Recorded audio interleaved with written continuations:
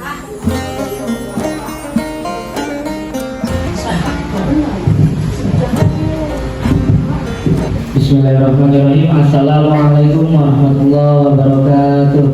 Waalaikumsalam warahmatullahi wabarakatuh. Alhamdulillahirabbil alamin wa bihi nasta'in wa la umuri wadin wassalatu wassalamu ala asrofil anbiya'i wal mursalin sayyidina wa maulana Muhammadin wa ala alihi wa sahbihi ajmain. Amma ba'du.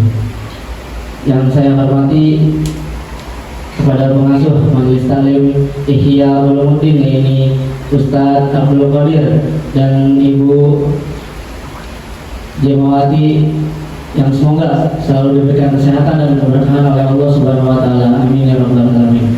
Dan tidak lupa juga kepada ikhwan dan akhwat yang hadir pada pengajian rutin malam Sabtu ini, yang semoga selalu diberikan keberkahan oleh Allah Subhanahu wa taala. Amin ya rabbal alamin.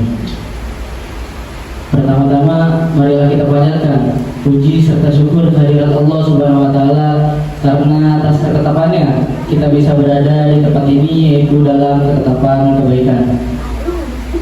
Salawat beserta salam semoga selalu tercurahkan kepada junjungan kita Nabi besar Muhammad sallallahu alaihi wasallam, karena telah membawa kita dari zaman kegelapan hingga zaman yang terang benderang ini. Izinkan saya menyampaikan dua patah perihal tentang rezeki. Sebab datangnya rezeki kepada kita di antara campur tangan Allah Subhanahu wa taala di alam semesta ini adalah urusan tentang rezeki. Dialah Ar-Razzaq, Maha Pemberi rezeki yang sangat luar biasa hebat. Maka kita harus sadar Allah Subhanahu wa taala lah yang memberikan dan menghalangi rezeki kita. Dia yang memberi rezeki kepada kita tanpa batas bagi siapa yang dikehendakinya. Allah Subhanahu wa taala melampangkan rezeki bagi yang dikehendaki dan Dia mampu menyempitkannya. Pada Quran surat Al-Ankabut ayat 62, setiap yang nampak di bumi ditanggung rezekinya oleh Allah Subhanahu wa taala. Allah mengetahui alamat dan gudang hartanya. Semua sudah tercatat di Lauhul Mahfuz. Jadi rezeki ini di tangan Allah Subhanahu wa taala. Allah sudah membuat aturan sebab kelancarannya. Salah satu sebab terbesarnya adalah dengan tawakal. Selanjutnya adalah rezeki dalam pandangan Islam. Rezeki dalam ajaran Islam merupakan karunia yang diberikan Allah Subhanahu wa taala kepada makhluknya.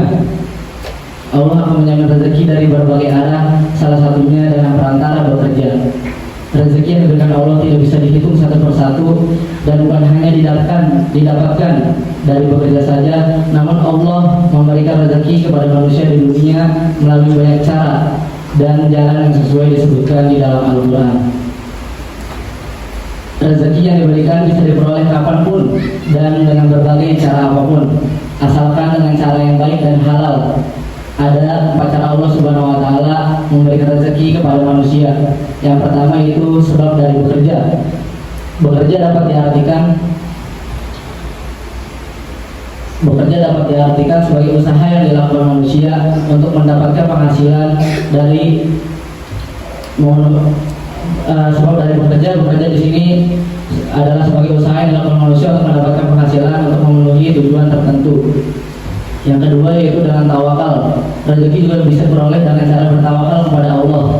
Yaitu selalu menyerahkan dan menyadarkan segala pekerjaan dan aktivitasnya hanya kepada Allah Subhanahu wa taala.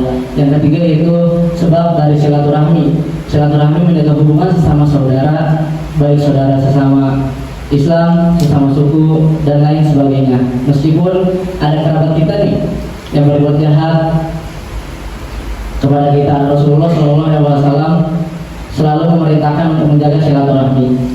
Momen silaturahmi ini bisa digunakan untuk menolong kerabat yang mungkin membutuhkan bantuan. Allah tentunya menjanjikan pahala yang sangat besar, yaitu berupa keberkahan harta bagi mereka yang membantu sesama. Bahkan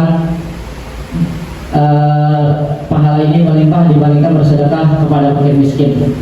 Yang keempat yaitu adalah rahasia Allah Subhanahu wa taala. Allah selalu memiliki berbagai rahasia yang tidak terpikirkan oleh manusia, termasuk rahasia masalah rezeki di dunia nyata. Kita sering menyaksikan manusia dengan kadar rezeki dan perantara yang berbeda-beda.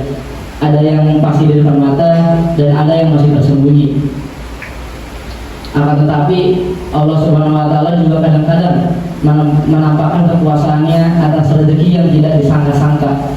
Seperti Allah menurunkan rezeki bagi Siti Maryam, menurunkan makanan bagi umat Nabi Ilyas, dan mengeluarkan air dari jari-jari Nabi Muhammad SAW.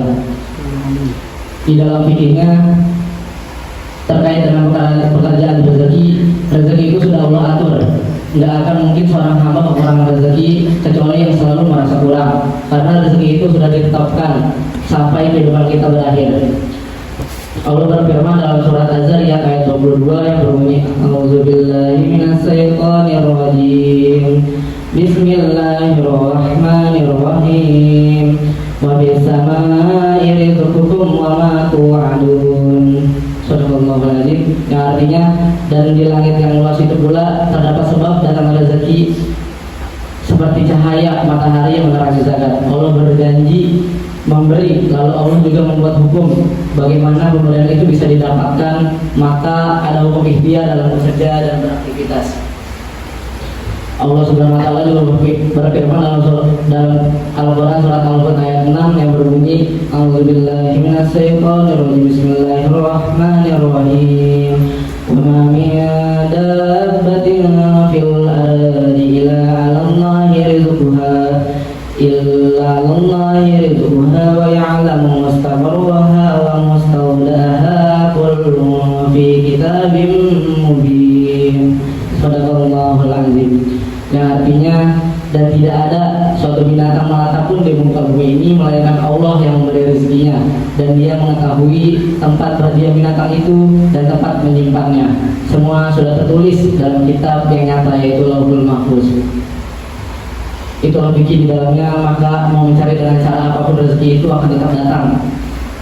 Jika sudah ada jalan yang halal, jangan lewat jalan yang haram. Haram itu merusak kualitas dan tidak menanamkan kuantitas. Kualitas itu akan tumbuh dan bertambah, yang disebut dengan berkah. Dekati Allah dengan takwa, rezeki itu akan mengiringi. Jangan takut dengan rezeki. Kita harus takut kalau ditinggalkan yang punya rezeki. Allah Subhanahu wa taala. Takut sama Allah, kita punya Allah. Nggak ada yang kurang milik Allah. La ilaha illallah Muhammadar Rasulullah. Tanamkan dalam hati, tidak ada Tuhan selain Allah Subhanahu wa taala. Merasa kalau kita punya Allah, kalau merasa kita punya Allah, tidak akan kekurangan sama sekali. Yang kurang itu yang ada la ilaha illallah di dalam dirinya. Selanjutnya itu susun dengan baik. Cara susunnya, tempatkan dulu prioritas akhiratnya, turunkan ke bumi, jadikan aktivitas, lalu kita kerjakan.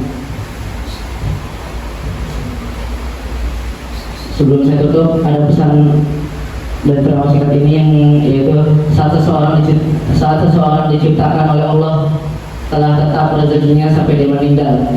100 juta, 100 juta, 200 juta, 200 juta, mau bekerja apapun rezeki akan tetap segitu. Karena desain rezeki itu disesuaikan untuk maslahat kehidupan kita, untuk mendekatkan diri kita kepada Allah Subhanahu wa taala. Tinggal bagaimana kita supaya memahami itu dengan baik. Tapi kalau kita terus kejar dunia tanpa fitur konsep yang tadi dijelaskan, kata Allah, aku akan buat dia lelah mendapatinya, dan dalam kelelahan itu dia tidak akan dapat tambahan apapun kecuali yang telah aku tetapkan kepadanya. Kemudian yang terakhir, jika ada perasaan gelisah dalam hati, goyah dan tidak yakin maksimal, maka cepat kita perangi perasaan itu. Langsung sadarkan ikhtiar dan tawakal kita kepada Allah Subhanahu wa taala.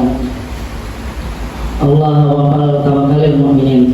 Yang langsung yakin kepada Allah itu enggak akan terjadi. Allah tidak akan menyalahi janjinya.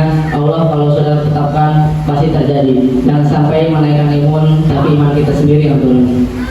Subhanallahumma bihamdika asyhadu an la ilaha illa anta astaghfiruka wa atubu ilaik. Barakallahu fikum. Kurang lebih mohon maaf. Wassalamualaikum warahmatullahi wabarakatuh. Waalaikumsalam warahmatullahi wabarakatuh.